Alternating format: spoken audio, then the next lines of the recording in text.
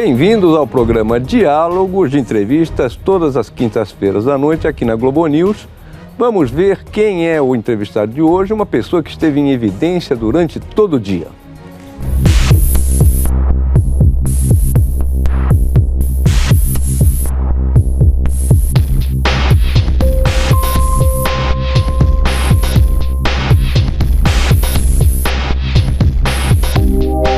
A perspectiva do movimento não é fazer favela.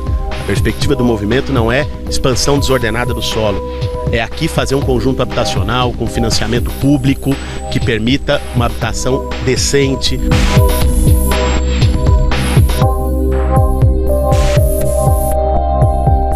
Eu sou trabalhadora, eu acordo cedo, boto as minhas filhas na creche, estou atrasada para trabalhar.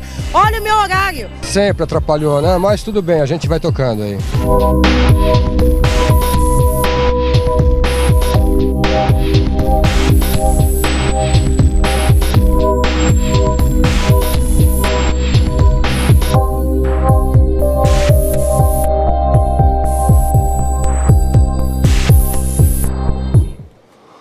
Guilherme Boulos, coordenador nacional do Movimento dos Trabalhadores Sem Teto, hoje interromperam as marginais aqui em São Paulo, estiveram na frente do Itaquerão, queimaram pneus, colocando as suas reivindicações.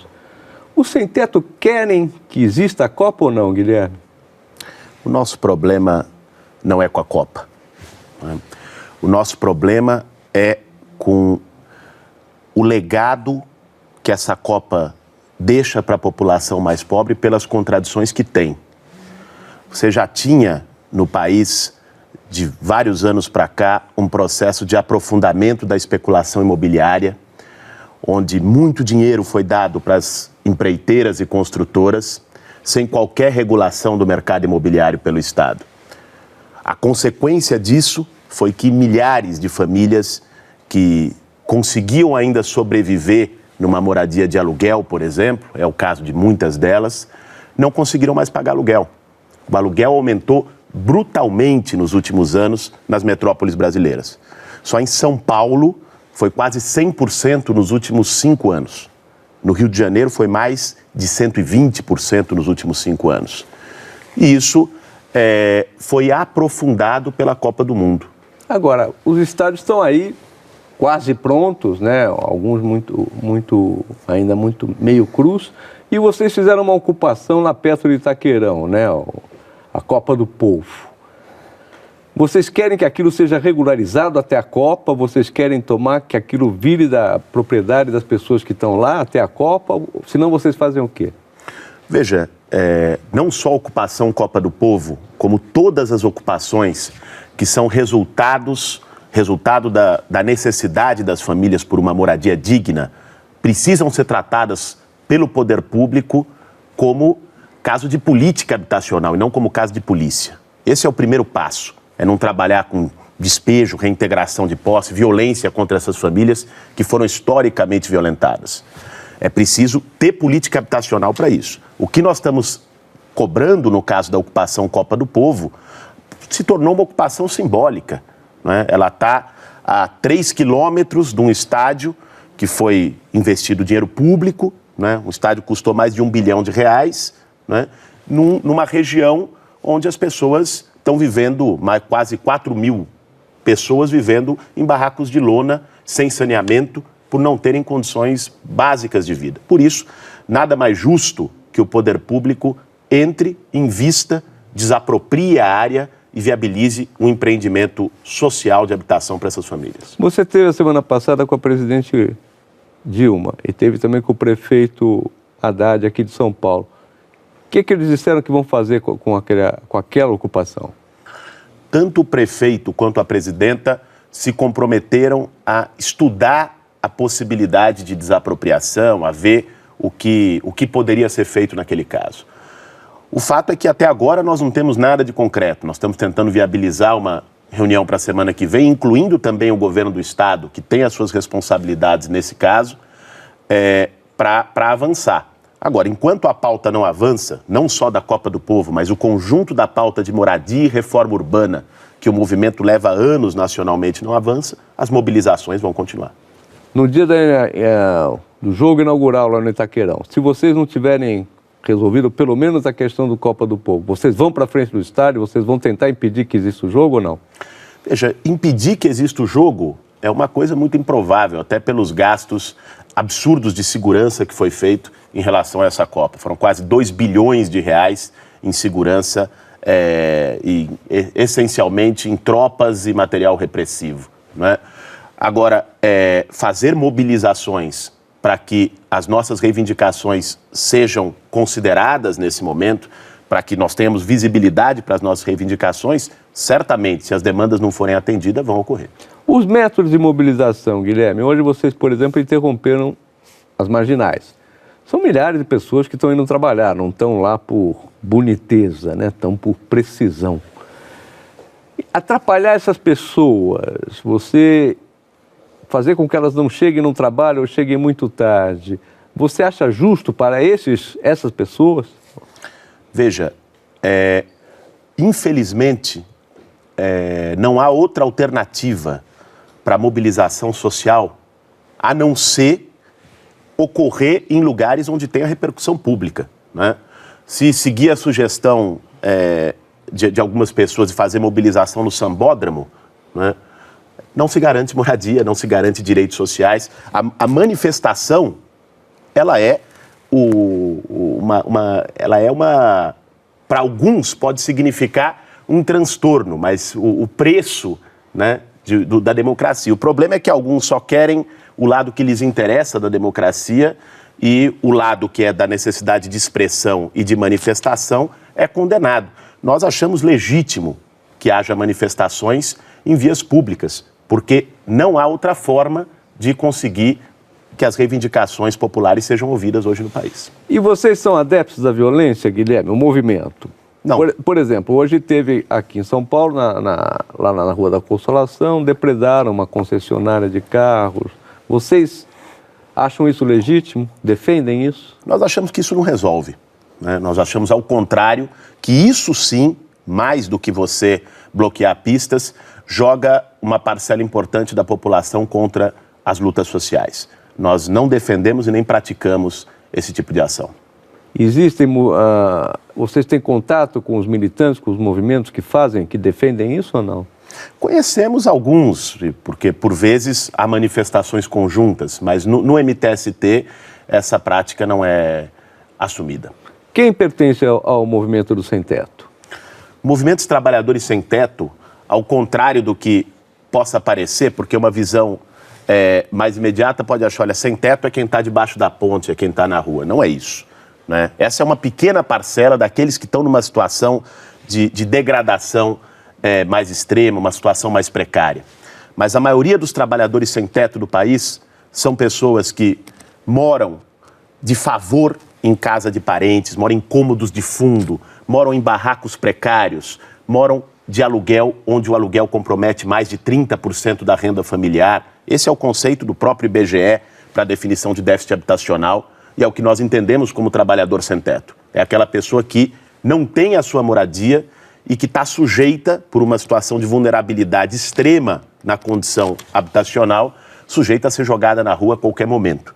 Então, essas são as pessoas que participam de ocupações, essas são as pessoas que estão indo às ruas. A maioria do Sem Teto, do movimento do qual você é coordenador, são empregados ou desempregados? A maior parte hoje são empregados, só que com empregos precários, né? De que tipo, por exemplo? Empregos como por conta própria, né? O cara faz um bico, trabalha num bico na construção civil, ou camelô, né? Ou mesmo empregos regulares, mas de baixa remuneração, né? Que foi o que mais se gerou no Brasil nos últimos anos. Uhum. Agora, o governo fez um programa para moradia, o Minha Casa Minha Vida. Resolve a situação? Amenizou o problema da moradia no Brasil? Qual o balanço que você faz do Minha Casa Minha Vida? O Minha Casa Minha Vida, ele, para sermos justos, tem um mérito. O mérito do Minha Casa Minha Vida, primeiro foi lançar um programa habitacional depois de 30 anos, porque o único que existia antes era o BNH, e que já era um programa destinado essencialmente para a classe média, porque estava na lógica do financiamento bancário. Se você pensa a moradia na lógica do financiamento bancário, O resultado disso é que só vai poder ter acesso à moradia aqueles que têm condições de pagar e de comprovar condições de pagamento. Você exclui a enorme maioria das pessoas que precisam. Para que se tenha uma ideia, hoje 70% do déficit habitacional no Brasil são famílias que ganham de 0 a 3 salários mínimos. Qual que é o déficit habitacional? Quantas casas precisaria ter no Brasil? Em torno de 7 milhões. 7 milhões de casas, 7 milhões. nacionalmente. Nacionalmente. E o Minha Casa Minha Vida fez quantos, mais ou menos? Tá chegando a 2 milhões de casas. Agora veja, o déficit habitacional não diminuiu. Por quê? Porque o Minha Casa Minha Vida constrói casas, mas ele está dentro de uma política urbana que gera mais sem-teto, porque não combate a especulação imobiliária. Então, o cara que não era sem-teto, não é, porque ele conseguia pagar aluguel, o aluguel agora dobrou e ele está numa situação de sem-teto, ele se tornou sem-teto. Então, ao mesmo tempo que você produziu casas, né, você teve uma lógica perversa que expulsou as pessoas para regiões mais distantes, para mais longe e produziu novos sem-teto. Por isso, na nossa opinião, Minha Casa Minha Vida, o que ele tem feito foi enxugar gelo, além de dar muito dinheiro para as construtoras. E o que vocês acham do sem-teto que deveria ser feito? Na nossa opinião, antes de tudo, hoje, para se fazer uma política urbana que inclua, né, que busque quebrar os muros do que é a cidade da segregação, é preciso ter um enfrentamento com o setor imobiliário. Hoje o setor imobiliário molda a cidade e a política habitacional ao seu bel prazer. O que é o setor imobiliário? O setor imobiliário são construtoras, incorporadoras, grandes empreiteiras, proprietários de terra. Quem tem a terra tem o poder na cidade. Define a destinação das políticas públicas. Ele define onde vai ser a habitação popular, onde vai ser o conjunto de luxo, onde vai ser o shopping center, onde vai ser cada coisa.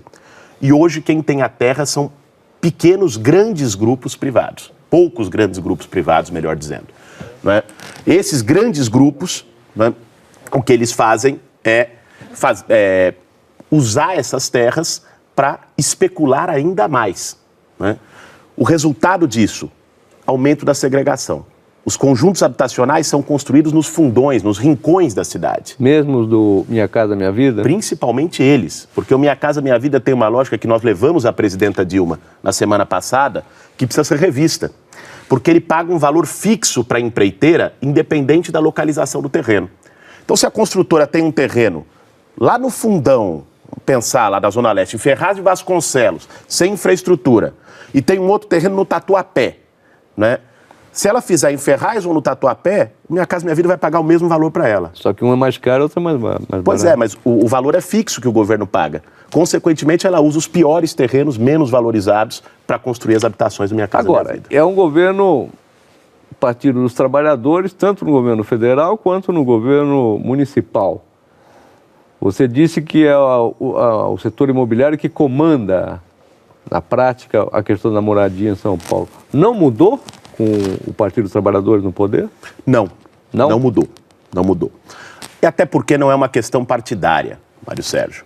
O que está em jogo aí é uma questão que a gente vai ter que remeter ao sistema político, porque as empreiteiras são as maiores financiadoras de campanha de todos os partidos.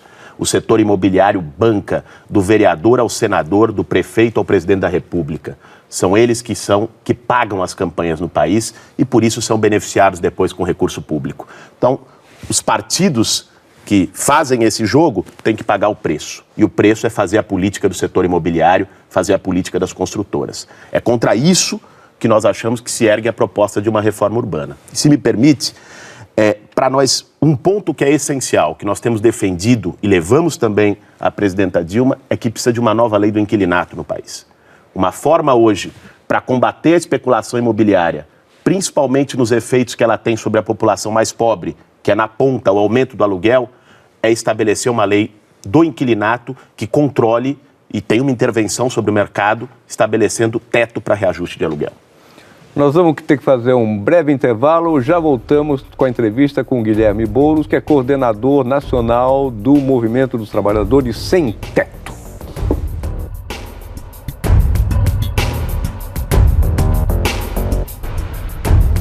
Guilherme, você estava falando dos partidos políticos. Duas perguntas. Qual a orientação do Sem Teto, do Movimento do Sem Teto, com relação às eleições de outubro? E você, em quem vai votar? O movimento tem a sua autonomia política em relação aos partidos, não é vinculado politicamente a nenhum partido, e temos uma clareza de que, apesar da gente estar hoje fazendo lutas em relação ao governo federal, os dois candidatos que se configuram na oposição não representam um avanço, né? Os dois principais candidatos, que é o Aécio Neves e o Eduardo Campos, que já se tornou conhecido como Dudu Capriles, aí nos bastidores, representam, ao contrário, o retorno ao passado neoliberal, na nossa opinião, até por um discurso que pega, de um lado, dizendo que tem que fazer uma política econômica mais rigorosa, mais rígida, de controle da inflação, do superávit primário, e depois diz que tem que manter política social e aprofundar a política social. Um ou outro, né? Esse discurso não vai. Particularmente, nós do MTST, vamos ainda, daqui para outubro, tem uma caminhada, né? Vamos manter o posicionamento de enfrentamento do movimento, e eu, particularmente, sigo a orientação do movimento, não tenho nenhuma orientação individual nesse caso, para tomar uma definição. Você, Guilherme, você é formado em filosofia, professor de psicanálise, mora em Campo Limpo, imagino que numa casa, num apartamento. Por que você foi para essa militância com Sem Teto? Veja, porque as coisas como estão não se sustentam mais, né? O país precisa de mudanças e modificações profundas. E essas mudanças vêm de baixo. Essas mudanças não vêm, na nossa opinião, na minha opinião também, do sistema político tradicional, por via eleitoral, por via institucional. Essas mudanças vêm por organização popular. Eu acredito nisso e, por isso, milito num movimento que leva na prática esse trabalho. Mas por que especificamente esse movimento do Sem Teto? Por que não no Passe Livre? Por que não partidos de extrema esquerda? Por que não nos sindicatos? Por que você foi Porque para o Movimento dos Trabalhadores Sem Teto tem uma autenticidade na base, não é? Quer dizer, reúne milhares de pessoas, organiza essas pessoas e constrói aquilo que nós podemos chamar de um poder popular, não é? Constrói de fato um trabalho por baixo. Não é apenas a questão da moradia. Claro, o movimento tem como seu foco a luta por moradia, mas está organizando milhares de trabalhadores e trabalhadoras nas periferias urbanas na luta por uma vida mais digna. Hoje o MTST representa isso. Por isso que eu estou no movimento. Agora, ao Estado, é objetivo, é ambição, é uma perspectiva do Sem Teto ocupar o Estado, tomar o poder político? Estou falando o Congresso, o Executivo, essas coisas? Não. Não. A perspectiva do movimento, na verdade, é conseguir estabelecer formas de poder, né, onde os trabalhadores organizados nos movimentos possam ter definições para além do Estado e possam também influenciar as definições do Estado.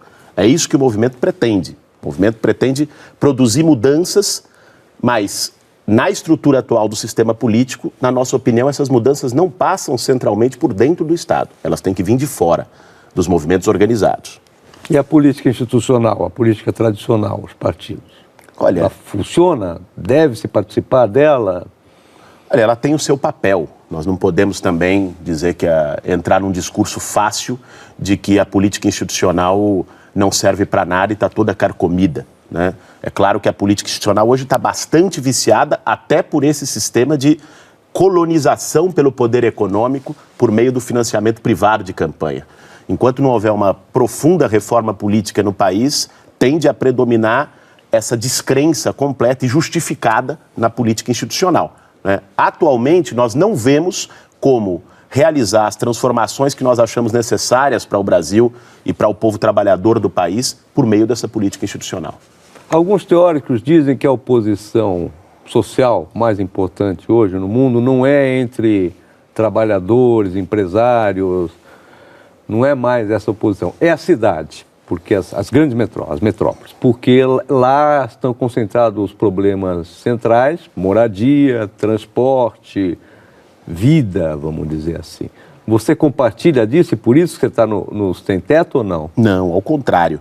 Eu acho que o problema fundamental permanece sendo, sim, um problema de classe, e o problema do território é parte disso.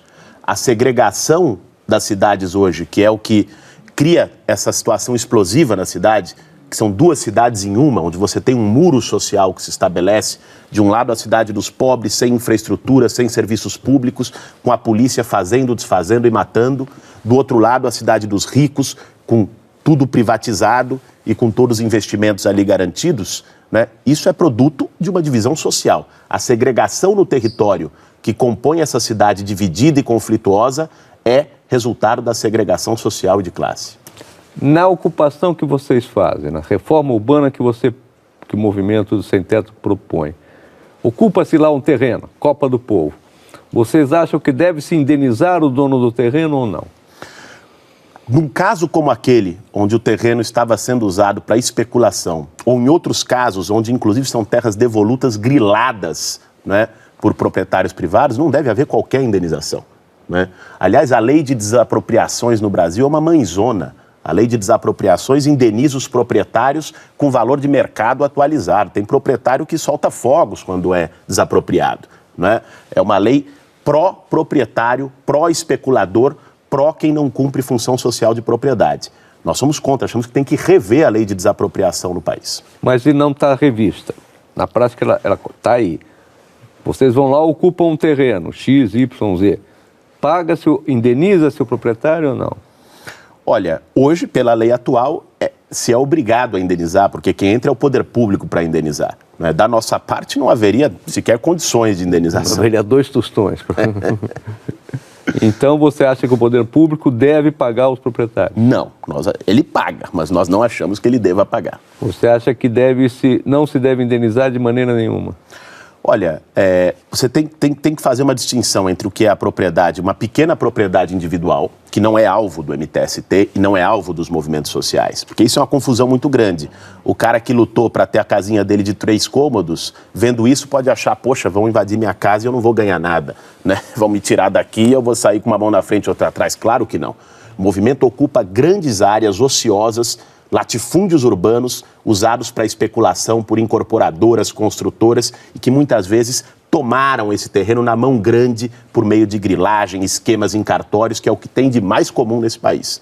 Mas há também ocupação de prédios lá no centro da cidade. Prédios que estão nessa mesma situação. Se você pegar, Mário Sérgio, você me perguntou qual era o déficit habitacional do país, em torno de 7 milhões. Sabe quantas construções ociosas usadas para especulação no país? Mais de 6 milhões. Praticamente você não precisaria construir casas no país para atender o déficit habitacional, né? Só que aí a construtora também não ganha dinheiro, né? Muito bem, obrigado Guilherme Boulos, professor de psicanálise, líder do Sem Teto, que hoje e vários dias e na semana que vem estão se mobilizando para fazer valer as suas reivindicações nas proximidades da Copa do Mundo. Obrigado a todos pela assistência e até a próxima semana às 11 da noite aqui no Diálogos.